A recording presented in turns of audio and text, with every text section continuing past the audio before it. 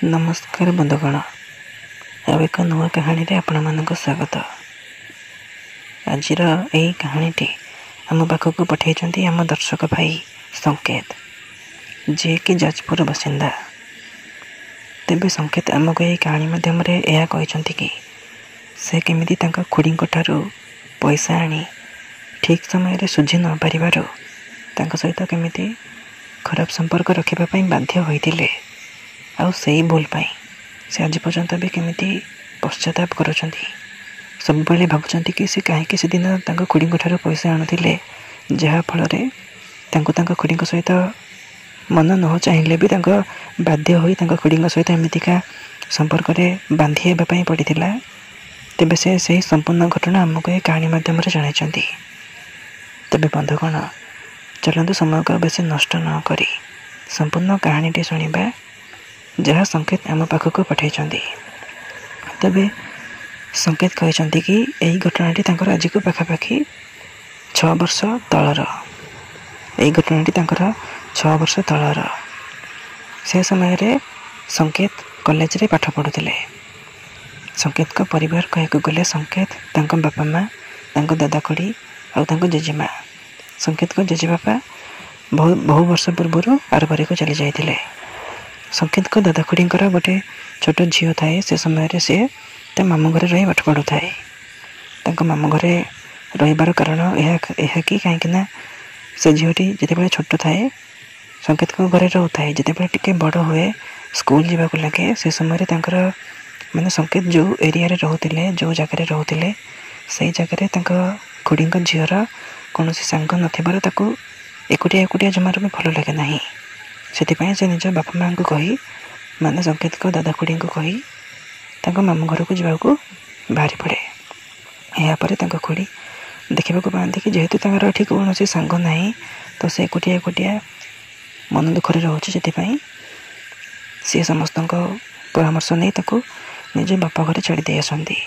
कहीं से झीलटीर मामू घर तार बहुत सांग था से निज सांग मान सहित मिलामिशा कर पाठ पढ़ा लगे। तेबे सबकि ठीक ठाक चली था। से समय रे संकेत ग्रेजुएशन पाठ पढ़ु था निज गाँ पाख एक कॉलेज रे। तेबे सबुदिन संकेत निज सांग मान सहित मिलामिशा करती। जुआड़े भी जाती, जुआड़े भी पिकनिक जाती, जहाँ सहित भी नुआ लोक सहित कथा हुआ, जहाँ भी से सबुदिन राति निज खुड़ी को आसिक सब कथा कहती। संकेत का बापा घर पाख एक छकरे घर पाख एक मार्केट रे गोटे व्यवसाय करुँच। गोटे दुकान थाए। आ संकेत का दादा गोटे सहर रे प्राइवेट कंपनी रे चाकरी कर से निज घर ठारू दूर रुहती। आ छुट्टी हेले से केबे केबे घर को आसती। माने पाखापाखि मासक 2-3 थर घर को आसती। आ बाकी समय रे से बाहर रुहती। यहाँ संकेत छोट बेलू देखी आसछंती। जेबेठू संकेत का बुद्धि पाइलानी से संकेत देखा पाती कि दादा सब बेले बाहर रुहती।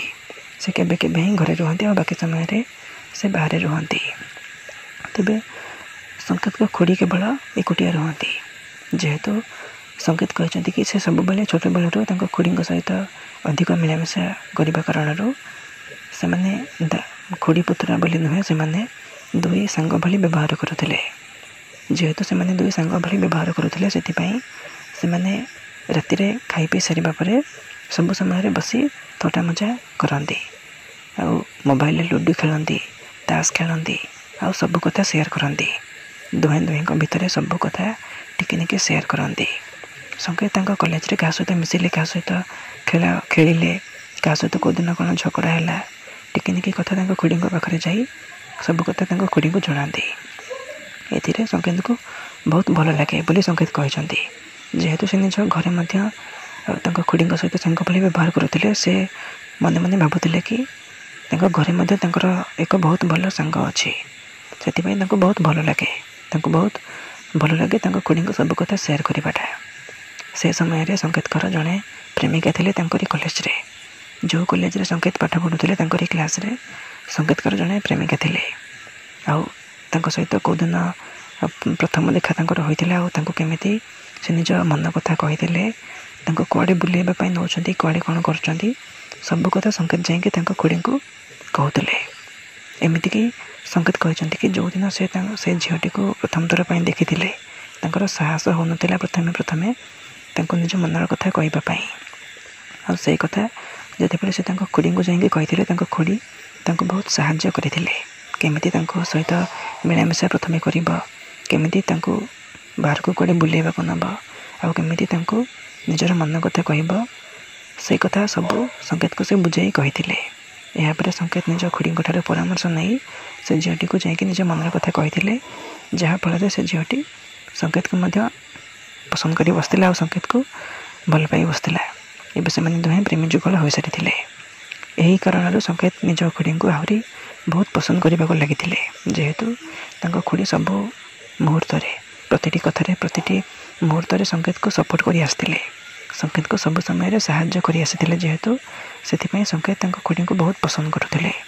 ସଙ୍କେତ କଲେଜରୁ ଯେତେବେଳେ ଫେରୁଥିଲେ ଘରକୁ, ସେ ସମୟରେ ଖିଆପିଆ କରିସାରି ସେ ତାଙ୍କ ପ୍ରେମିକାଙ୍କ ସହିତ ଫୋନ୍ରେ କଥା ହେଉଥିଲେ। ଯେତେବେଳେ ରାତିରେ ସେମାନେ ଖାଇ ପିଇ ସାରୁଥିଲେ, ସେତେବେଳେ ତାଙ୍କ ପ୍ରେମିକା ଶୋଇସାରିବା ପରେ ଅଧରାତି ଯାଏଁ ସେ ନିଜ ଖୁଡ଼ିଙ୍କ ରୁମ୍ରେ ବସି ତାଙ୍କ ଖୁଡ଼ିଙ୍କ ସହିତ କଥାବାର୍ତ୍ତା ହୁଅନ୍ତି, ତାଙ୍କ ଖୁଡ଼ିଙ୍କୁ ସବୁ କଥା କୁହନ୍ତି। ତାଙ୍କ ପ୍ରେମିକା ଏବେ କ'ଣ କରୁଛନ୍ତି, କ'ଣ ମାନେ ସଙ୍କେତକୁ କହୁଛନ୍ତି, ସବୁ କଥା ଟିକେ ନେଇକି ଆସି ସଙ୍କେତ ନିଜ ଖୁଡ଼ିଙ୍କୁ କହୁଥିଲେ। ତ ଏମିତି ସବୁକିଛି ଠିକ୍ଠାକ୍ ଚାଲିଥିଲା। ସଙ୍କେତ ପୂର୍ବରୁ କହିଥିଲେ କି, ମାନେ ସଙ୍କେତ କହିଛନ୍ତି କି ପୂର୍ବରୁ ତାଙ୍କ ଖୁଡ଼ିଙ୍କ ପ୍ରତି ତାଙ୍କ ମନରେ କୌଣସି ମନ୍ଦ ଉଦ୍ଦେଶ୍ୟ, କୌଣସି ଖରାପ ଚିନ୍ତାଧାରା ତାଙ୍କ ମନରେ ଆଦୌ ନଥିଲା। ସେ ନିଜ ଖୁଡ଼ିଙ୍କୁ ବହୁତ ସମ୍ମାନ କରୁଥିଲେ, ବହୁତ ଭଲ ପାଉଥିଲେ। ଯେମିତି ଆମେ ପରିବାରରେ ସଦସ୍ୟଙ୍କୁ ଯେମିତି ଆମେ ଭଲ ପାଉଛେ, ସେମିତି ସଙ୍କେତ ନିଜ ଖୁଡ଼ିଙ୍କୁ ଭଲ ପାଉଥିଲେ। ତାଙ୍କ ମନରେ ତାଙ୍କ ପ୍ରତି କୌଣସି ଖରାପ ଉଦ୍ଦେଶ୍ୟ ଜମାରୁ ବି ନଥିଲା। ତ ଏମିତି ଯେତେବେଳେ ଦିନ ପରେ ଦିନ ବିତି ଚାଲିଲା, ସେମାନେ ପ୍ରେମୀ ଯୁଗଳ ଏବେ ସମ୍ପର୍କ ରଖିବା ପାଇଁ ସ୍ଥିର କରିଥିଲେ ବାହାଘର ପୂର୍ବରୁ। ତେବେ ସଙ୍କେତ ଏହି କଥା ନିଜ ଖୁଡ଼ିଙ୍କୁ ମଧ୍ୟ ଆସି କହିଦେଇଥିଲେ କି ଆମେ ଏବେ ବାହାରକୁ ବୁଲିବା ପାଇଁ ଚାହୁଁଛୁ, ବାହାରକୁ ଯିବା ପାଇଁ ଚାହୁଁଛୁ, ଆଉ ରୁମ୍ରେ ଆମେ ଦୁହେଁ ଏକ ହୋଇଯିବାକୁ ଚାହୁଁଛୁ। ତେବେ ସଙ୍କେତଙ୍କ ପାଖରେ ତ ସେତେବେଳେ ପଇସା ନଥାଏ, ଯେହେତୁ ସଙ୍କେତ ପାଠ ପଢ଼ୁଥିଲେ, ତାଙ୍କ ପାଖରେ ପଇସା ନଥାଏ ଯେ ସେ ନିଜ ପ୍ରେମିକାଙ୍କୁ ନେଇ ବାହାରେ ହୋଟେଲ ବୁକ୍ କରି ବାହାରେ ରାତି ବିତେଇବାଟା। ସେଥିପାଇଁ ସେ ତାଙ୍କ ଖୁଡ଼ିଙ୍କୁ କହି ତାଙ୍କ ଖୁଡ଼ିଙ୍କ ଠାରୁ କିଛି ପଇସା ନେଇଥିଲେ। ଆଉ ସଙ୍କେତ ଏ କଥା ମଧ୍ୟ କହିଥିଲେ କି ଖୁଡ଼ି ମୋତେ କିଛି ପଇସା ଦେଇଥାଅ, ଯେତେବେଳେ ମୋର ଚାକିରି ହୋଇଯିବ ମୁଁ ତୁମକୁ ସବୁ ପଇସା ଦେଇଦେବି। ଏହାପରେ ତାଙ୍କ ଖୁଡ଼ି ସଙ୍କେତଙ୍କ କଥାରେ ହଁ ଭରି ତାଙ୍କୁ, ଯେହେତୁ ସେ ସବୁ ମୁହୂର୍ତ୍ତରେ ତାଙ୍କୁ ସାହାଯ୍ୟ କରୁଥିଲେ, ତ ସେଥିପାଇଁ ଏବେ ମଧ୍ୟ ସଙ୍କେତକୁ ସେ ପଇସା ଦେଇ ସଙ୍କେତକୁ ସାହାଯ୍ୟ କରିଛନ୍ତି। ଯେହେତୁ ସେ ନିଜ ପ୍ରେମିକାଙ୍କ ସହିତ ବାହାରକୁ ଯାଉଛନ୍ତି, ତ ଏ କଥା ତ ସଙ୍କେତ ନିଜ ବାପା ମାଆଙ୍କୁ କହିପାରିନଥାନ୍ତେ, ଆଉ ତାଙ୍କଠାରୁ ମଧ୍ୟ ପଇସା ଆଣିପାରିନଥାନ୍ତେ। ସେଥିପାଇଁ ସଙ୍କେତ ନିଜ ଖୁଡ଼ିଙ୍କ ଠାରୁ ପଇସା ଆଣି ତାଙ୍କ ପ୍ରେମିକାଙ୍କୁ ଧରି ବାହାରକୁ ଚାଲି ଯାଇଥିଲେ। ଆଉ ହୋଟେଲ ରୁମ୍ ବୁକ୍ କରି ରାତିରେ ସେମାନେ ସେଠାରେ ରାତି ବିତେଇଥିଲେ। ସେ ଦୁଇଜଣ ସେହିଦିନ ରାତିରେ ଏକ ହୋଇଯାଇଥିଲେ। ତ ସେହିଦିନ ପରଠାରୁ ସଙ୍କେତଙ୍କର ଯେବେ ବି ମୌକା ମିଳେ, ସଙ୍କେତ ନିଜ ଖୁଡ଼ିଙ୍କ ଠାରୁ ପଇସା ଆଣି ତାଙ୍କ ପ୍ରେମିକାଙ୍କୁ ଧରି ବାହାରକୁ ଚାଲିଯାଆନ୍ତି, ଆଉ ସେମାନେ ଦୁହେଁ ସେହି ହୋଟେଲରେ ହିଁ ରାତି ବିତେଇବାକୁ ଲାଗନ୍ତି। ତ ଏମିତି କିଛି ଦିନ ବିତିଗଲା। କିଛି ଦିନ ପରେ ସଙ୍କେତ ତାଙ୍କ କଲେଜ ଲାଇଫ୍ ସରିସାରିଥିଲା। କିଛି ଦିନ ପରେ ସଙ୍କେତଙ୍କର କଲେଜ ପାଠ ସରିସାରିବା ପରେ ତାଙ୍କର ତାଙ୍କ ସେ ଯେଉଁ ଗାଁରେ ରହୁଥିଲେ, ତାଙ୍କରି ଗାଁ ପାଖ ଏକ ଟାଉନରେ ତାଙ୍କର ଚାକିରି ହୋଇଯାଇଥିଲା। ସେ ନିଜ ଘରୁ ଯିବା ଆସିବା କରି ଚାକିରି କରିବାରେ ଲାଗିଥିଲେ। ଯେହେତୁ ସଙ୍କେତ ଏବେ ଭଲ ଚାକିରି ଖଣ୍ଡେ ପାଇଥିଲେ, ଆଉ କଲେଜ ସମୟର ପ୍ରେମିକା ମଧ୍ୟ ତାଙ୍କର ଏବେ ବି ଥିଲେ, ତ ସେଥିପାଇଁ ସେ ବିବାହ କରିବା ପାଇଁ ସ୍ଥିର କରିଥିଲେ। ତ ସଙ୍କେତ ତାଙ୍କ ଖୁଡ଼ିଙ୍କ ଠାରୁ ଯେଉଁ ପଇସା ପୂର୍ବରୁ ଆଣିଥିଲେ, ଯେତେବେଳେ ସେ ପାଠ ପଢ଼ୁଥିଲେ, ତାଙ୍କ ଖୁଡ଼ିଙ୍କ ଠାରୁ ଯେଉଁ ପଇସା ଆଣି ସେ ନିଜ ପ୍ରେମିକାଙ୍କୁ ଧରି ବାହାରକୁ ଚାଲି ଯାଉଥିଲେ ତାଙ୍କ ସହିତ ସମ୍ପର୍କ ରଖିବା ପାଇଁ, ତ ସେଇ କଥା ତାଙ୍କର ଆଉ ଆଦୌ ମନେ ନଥାଏ। ସେ ପରିସ୍ଥିତିରେ ପଡ଼ି, ମାନେ କାମ ବ୍ୟସ୍ତତା ଭିତରେ ସେ ସେଇ ପୁରୁଣା କଥାକୁ ଭୁଲି ସାରିଥିଲେ। ତ ତାଙ୍କ ଖୁଡ଼ି ମଧ୍ୟ ସଙ୍କେତକୁ ଏବେ ଏଇ ଭିତରେ କେଉଁ ଦିନ ବି ତାଙ୍କୁ ନିଜ ପୁରୁଣା କଥା ମନେ ପକାଇ ତାଙ୍କୁ ପଇସା ମାଗିନଥିଲେ। ତ ଏମିତି କିଛି ଦିନ ବିତିଗଲା, ଆଉ ସଙ୍କେତ ନିଜ ଘର ଲୋକଙ୍କୁ କହି ପ୍ରସ୍ତାବ ଧରି ସେ ଝିଅଙ୍କ ଘରକୁ ଯାଇଥିଲେ। ଯେହେତୁ ସଙ୍କେତଙ୍କ ଘର ଭଲ ଥିଲା, ଆଉ ସଙ୍କେତ ଭଲ ଚାକିରିଟେ ପାଇଥିଲେ। ତ ସଂକେତଙ୍କ ସେଇ ପ୍ରେମିକାଙ୍କ ଘରେ ତାଙ୍କ ଝିଅ ଦେବା ପାଇଁ ରାଜି ହୋଇଯାଇଥିଲେ। ତ ଏଇ ଭିତରେ ସଂକେତଙ୍କର ବିବାହ ମଧ୍ୟ ହୋଇସାରିଥିଲା। ତ ଏବେ ସଂକେତଙ୍କ ଘରକୁ ତାଙ୍କ ପ୍ରେମିକା ତାଙ୍କ 7 ଜନ୍ମର ସାଥୀ ହୋଇ ତାଙ୍କ ଘରକୁ ଆସି ସାରିଥିଲେ। ତ ଏମିତି ସବୁକିଛି ଠିକ୍ଠାକ୍ ଚାଲିଥିଲା। ତ ଏଇ ଭିତରେ ଗୋଟେ ଦିନ ରାତିରେ ସଂକେତଙ୍କ ଖୁଡ଼ି ସଂକେତଙ୍କୁ ଫୋନ୍ କରି ତାଙ୍କ ରୁମ୍କୁ ଡକାଇଥିଲେ। ତାଙ୍କୁ ଫୋନ୍ କରି କହିଲେ କି ତୁମ ସହିତ କିଛି କଥା ଅଛି, ତୁମ ସ୍ତ୍ରୀଙ୍କୁ ନ କହି ତୁମେ ଟିକେ ମୋ ରୁମ୍କୁ ଆସ। ଏହାପରେ ସଂକେତ ତାଙ୍କ ସ୍ତ୍ରୀଙ୍କୁ ନ କହି ତାଙ୍କ ଲୁଚାଇ ବାଥରୁମ୍ ଆସୁଛି ବୋଲି ମିଛ କଥା କହି ତାଙ୍କ ଖୁଡ଼ିଙ୍କ ରୁମ୍କୁ ରାତିରେ ଚାଲି ଯାଇଥିଲେ ତାଙ୍କ ସହିତ କଥା ହେବା ପାଇଁ। କାହିଁକିନା ସଂକେତଙ୍କ ସ୍ତ୍ରୀ ଏବେ ତାଙ୍କ ଘରକୁ ଆସି ସାରିବା ପରେ ସଂକେତ ପୂର୍ବରୁ ଯେଉଁ ତାଙ୍କ ଖୁଡ଼ିଙ୍କ ସହିତ ଅତି ମିଳାମିଶା କରୁଥିଲେ, ତାଙ୍କ ଖୁଡ଼ିଙ୍କୁ ସବୁ କଥା ସେୟାର କରୁଥିଲେ ନିଜ ସାଙ୍ଗ ଭଳି, ଯେମିତି ମୁଁ ଆପଣମାନଙ୍କୁ ପୂର୍ବରୁ କହିଥିଲି। ତ ଏବେ ସେଇ ଜିନିଷଟା ଆଉ ନଥିଲା। ସଂକେତ ଏବେ ତାଙ୍କ ଖୁଡ଼ିଙ୍କ ପାଖରୁ ଦୂରେଇ ଯାଇଥିଲେ। ଏମିତି ନୁହେଁ କି ସଂକେତ ତାଙ୍କ ଖୁଡ଼ିଙ୍କ ସହିତ କଥା ହେଉନଥିଲେ, ତାଙ୍କୁ କୌଣସି କଥାରେ ତାଙ୍କ ଉପରେ ରାଗିଥିଲେ, ସେମିତି ଆଜ୍ଞା ନୁହେଁ।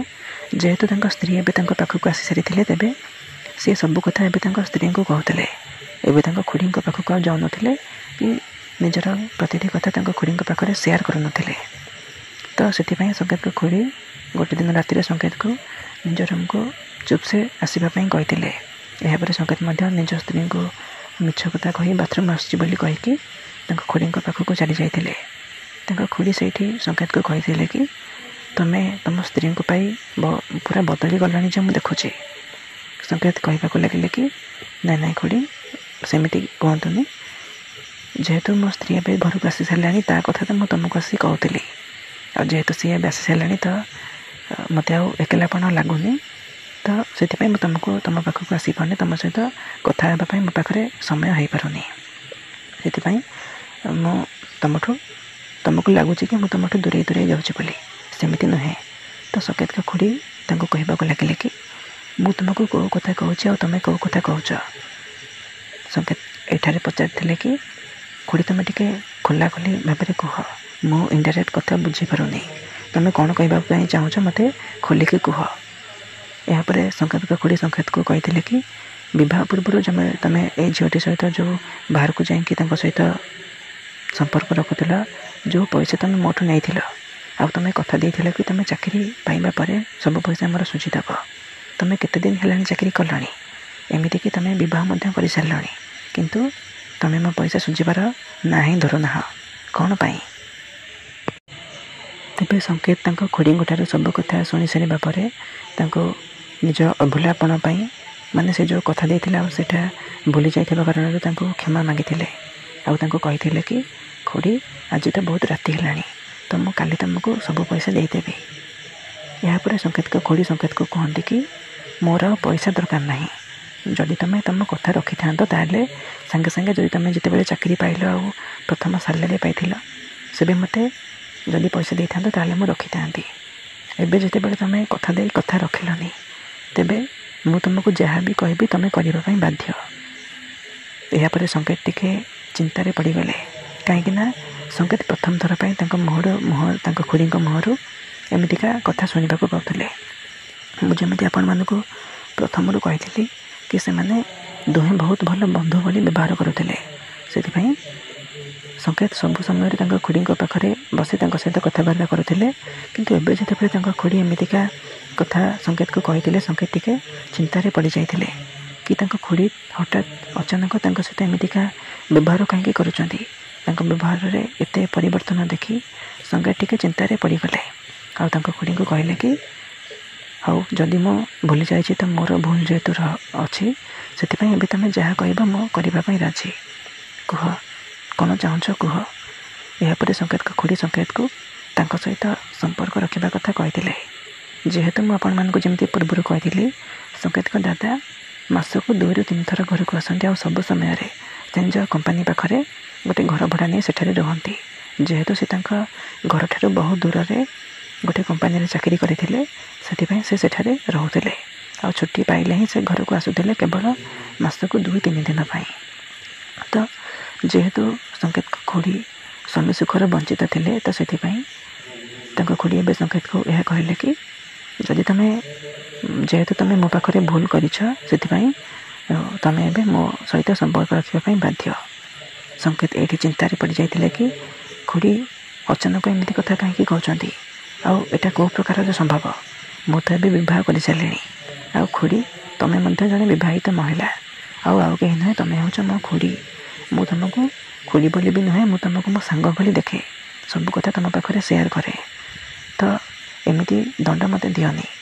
यापर संकेत खुड़ी कहती कि तुम्हें मो सहित एमतीका कम करने बाध्य जदि तुम्हें एमतीका कम न कर मु तुम स्त्री पाखक जाई तुम्हें मो सहित सब बह पूर्व सी तुमको जहाँ कही गुप्त कथा तुम्हें सब मत कहीदेच बोली मुझे कहीदेवी एमती कि तुम्हें मो सहित मो ठार पैसा नहीं होटेल को नहीं जाऊला सहित संपर्क रखुला बोली सब कथा मुझे कहीदेवी। यापर संकेत बहुत डरी जाती कहीं से संकेत को विश्वास करी जिते बड़े से संकेत बह कर प्रेमिका जिते बड़े संकेत को विश्वास कर सब कथा कहते आ संकेत जो सहित संपर्क रखा कथा यहाँ हूँ गुप्त कथा जेहेतु सब कथा संकेत निज खुड़ी को कहीदे से खुड़ी ए संकेत को धमकेबा लगे डरवा लगे कि जदि तुम्हें मो इच्छा पूरण न कर मु सब कथा जाकि तुम स्त्री आगे कहीदेवी यापर जहाँ हम तुम बुझ संकेत यू परिस्थिति पड़ी खुड़ी सहित संपर्क रखापी बाध्य होते से दिन परठारू माने से दिन तो सी स्त्री पाखक चली जाते किंतु तापर स्त्री को मिछ कथा कही खुड़ी बापा घर को जाऊँ बोली घरे कही संकेत निज स्त्री को घरे मिछ कथा कहले कि मु किछि दिन पाई बाहर को जाऊँ कंपानी कम किंतु से बाहर को जाई नथिले से खुड़ी को धरी गोटे गेस्ट हाउस को चली जाते से किछि दिन रही से किछि दिन भितर संकेत खुड़ी सहित स्वामी स्त्री भली रही लगी सहित खराब कम करते पर संकेत को जब भी मौका मिले संकेत खुड़ी पाखक जाई से सहित इच्छा को पूरण करती सहित खराब कम बांधी हो जाती।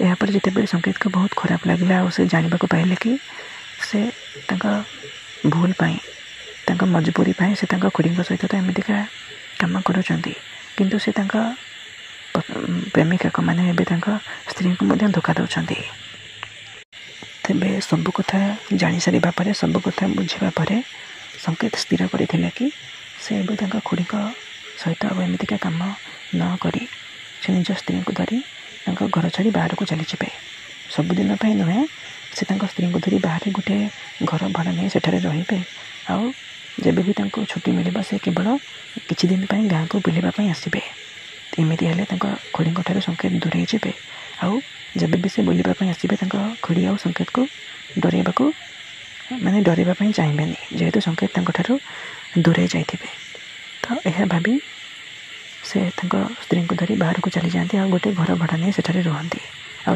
खुड़ी ठार कथा बंद कर दिखती तो एमती संकेत का जीवन शैली बहुत परिवर्तन आसे आ निज स्त्री सहित बहुत खुशी रहा लगती आते बड़े भी छुट्टी हुए घरे मन करतु कौन पूजा पर्वाणी हेले घर को आसती आ छुट्टी पर कम सर सारापर से पुणी निज स्त्री को धरी निज घर को चली जाती जो से रोच किंतु आज पर्यंत संकेत सब बेले पश्चाताप करने को लगती कि से खुड़ी सहित एमतीका कम कहीं करुले जदि से दिन से पैसा आनी न था प्रेमिका को धरी होटेल को जाई न था सहित संपर्क रखी न था खुड़ी को कथा दे न था कि मु चाकरी कर सारापर तुम पैसा सुझीदेवी आ चाकरी कर सारापर जो भाव से भूली जाए खुड़ी ठार खुड़ी को पैसा दे नथिले तो से मजबूरी खुड़ी सहित जो एमतीका खराब कम करते से सब कथा को भाभी संकेत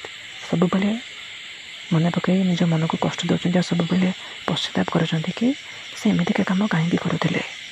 हाँ आज्ञा आज पर्यंत भी संकेत से कलाकर्म को भूली पारि ना से आमको से ये कहानी सेयार कर यह कहते कि ये कहानी माध्यम समस्त को यह जना हो कि जमीतिका कम से कर बसते ये कहानी को शुणी सारापर एमतीका कम जमी आउ कहीं न करूँ समस्ते सुधरी जातु क्या बाकी बुकड़ा आनी क्या मिछ प्रतिश्रुति दे क्या कथा दे सहित खराब संपर्क में बांधि न हूँ जदि कौन स्वामी जदि कौन पुरुष निज कर्मक्षेत्र को निज स्त्री को धरी जापार ना परिस्थिति पड़ी ତାଙ୍କ ସ୍ତ୍ରୀଙ୍କ ସହିତ ଖରାପ କାମରେ ବାନ୍ଧି ନ ହୁଅନ୍ତୁ। ତେବେ ବନ୍ଧୁଗଣ, ଏହି କାହାଣୀକୁ ଶୁଣି ସାରିଲା ପରେ ଆପଣମାନଙ୍କର ମତାମତ ମୋତେ କମେଣ୍ଟ ବକ୍ସରେ ନିଶ୍ଚୟ ଜଣାଇବେ। ଆପଣମାନେ କମେଣ୍ଟ କରି ଜଣାଇବେ କି ଏଠି ପ୍ରଥମ ଭୁଲ କାହାର ଥିଲା? ସଙ୍କେତଙ୍କର ଥିଲା, ତାଙ୍କ ଖୁଡ଼ୀଙ୍କର ଥିଲା, ନା ସଙ୍କେତଙ୍କ ବାପା ମାଆଙ୍କର ଥିଲା? ଆପଣମାନଙ୍କର ମତାମତ ମୋ କମେଣ୍ଟ ବକ୍ସରେ ଅପେକ୍ଷା କରିଥିବି। ତେବେ ଆଜି ପାଇଁ ବିଦାୟ ଦିଅନ୍ତୁ। ଭିଡ଼ିଓ ଭଲ ଲାଗିଥିଲେ ଭିଡ଼ିଓକୁ ଲାଇକ୍ କରନ୍ତୁ, ସେୟାର କରନ୍ତୁ। ଆଉ ଏହିପରି ନୂଆ ନୂଆ କାହାଣୀ ଶୁଣିବା ପାଇଁ ଚାହୁଁଥିଲେ ଆମ ଚ୍ୟାନେଲକୁ ସବସ୍କ୍ରାଇବ୍ କରିଦିଅନ୍ତୁ। ଆଉ ଯଦି ଆପଣଙ୍କ ପାଖରେ ବି ଏହିପରି କିଛି ରିଅଲ୍ ଲାଇଫ୍ ଇନସିଡେଣ୍ଟ ବା କିଛି ପ୍ରେମ କାହାଣୀ ଥାଏ, ତେବେ ଆପଣ ଆମ ସହ ସେୟାର ମଧ୍ୟ କରିପାରିବେ। ଆମ ଇନଷ୍ଟା ଆଇଡି ଭିଡ଼ିଓ ଡିସ୍କ୍ରିପ୍ସନ୍ ବକ୍ସରେ ଦିଆଯାଇଛି। ତେବେ ଆଜି ପାଇଁ ରହିଲି। ପୁଣି ଦେଖା ହେବ ଏମିତି ଏକ ନୂଆ କାହାଣୀରେ। ଧନ୍ୟବାଦ।